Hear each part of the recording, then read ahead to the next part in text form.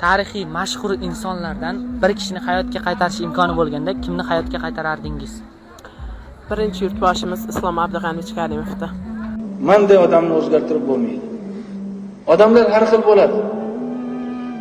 Borki ko'ndirish mumkin, borki etil qo'rqitish mumkin. Tarixiy insonlardan bir kishini hayotga qaytarish imkoni bo'lganda kimni hayotga qaytarardingiz? Islom Karimov. Xo'p, men o'zimni tashlasam mayli. Faqat oilamni taqdirini o'ylab yashasam bu ham mayli. Lekin orqamda kim turibdi? Million odamlar turibdi. Tarixiy insonlardan bir kishini hayotga qaytarish imkoni bo'lganda kimni hayotga qaytargan bo'lar edingiz? Marhum birinchi prezidentimizni. Men hech narsadan qo'rqmayman. Nima deganda hayotimizni shunday relsga qo'yamizki, bu rels o'zi oldingi manzili bor.